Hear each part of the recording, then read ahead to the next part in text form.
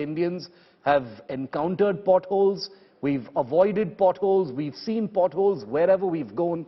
But for Bengaluru, it's become a defining feature now. As someone who lives, drives, works in Bengaluru, please tell us in the rest of India, why is it that this has become such a defining feature of what was once a beautiful city?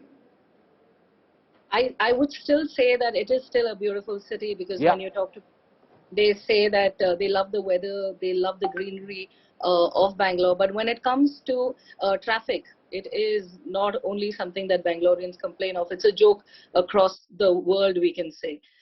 Traffic is a big concern, and potholes is something that I think by now everyone who commutes on a particular road, they know exactly where the pothole is, because for months together those potholes just don't get filled. So yahan pe, along with road humps, we also count our potholes when we're on the way. I would say, this year we've experienced a lot of rain. We never expected this. So it's raining, it's slushy, it's difficult, and it's so difficult for two-wheelers, because if you notice, in all the cases that you reported, most of them are two-wheelers who are Yes. losing balance. Not only the case with two-wheelers, even when you are on a four-wheeler, the cars are completely damaged, and obviously there's nothing that we can report immediately, but it is affecting all of us. It is affecting everyone. Everyone has a pothole story to tell, and 7 Yes. people have died. That's that is the point. That is a frightening statistic to think of in a city. India anyway is, one of the unsafest countries in the world as far as road accidents is concerned. On an overall perspective. But when you talk about a city like Bangalore itself, infrastructure has only amplified and exacerbated this problem. And the more dangerous part is no one taking accountability. Also welcoming Dr. Julie Sunil. She's a professor from the city of Bengaluru, who's also with us. Dr. Julie, thank you very much also for being here. I agree with RJ Rubina when she says Bengaluru is still very much a beautiful city. There is so much to love about it. There is so much to cherish and to hold on about it. And it is just so unfortunate and infuriating that pothole deaths have become this kind of weekly headline that one hears from Bengaluru. It is very, very distressing, ma'am. How do you feel about it? I agree with you that this is an unfortunate situation, absolutely. But even more unfortunate is the fact that we are thinking of compensating the people who have had such accidents.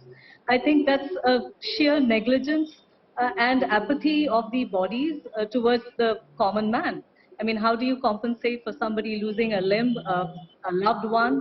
I mean, is there any worth in our lives is the question now we need to ask. And what are the bodies going to do about these things? I mean, they can quarrel a great deal among themselves, and they can call each other and count each other accountable. But then that's not the story that we want to hear. As citizens, we would like to hear stories of what are you doing to help us. Compensation is not even started. Yeah, I hear what you're saying. Rubina, we hear about compensation all the time. We haven't even heard just yet about any accountability. The very loud political campaign that's begun for the elections that are coming up in 7 months in Karnataka, I certainly haven't heard any political party say, we are going to solve the traffic and pothole menace once and for all. They're talking about so many other polarizing issues. Nobody has stood up and said, vote for me, I will fix the potholes. I will make that my mission #1 as far as Bengaluru is concerned, Rubina. Yeah, and I don't think we've ever heard that, and I don't think we could ever, I don't even know, that seems like a dream. But if, when you're talking about this, there's constant construction happening in Bangalore. There's a lot of development work. Once the roads are put, within a few days, there is another governing body that's coming up and digging it again. So there is absolutely no coordination between these government bodies working together, and it's a mess. So one tries to sort it out, the other just tries to mess it up. So on what basis does anyone even give you an assurance that they're going to figure this out? I really don't think so. RJ Rubina and Dr. Julie Sunil, thank you very much for your time. I didn't want to, use this show to put the politicians on here.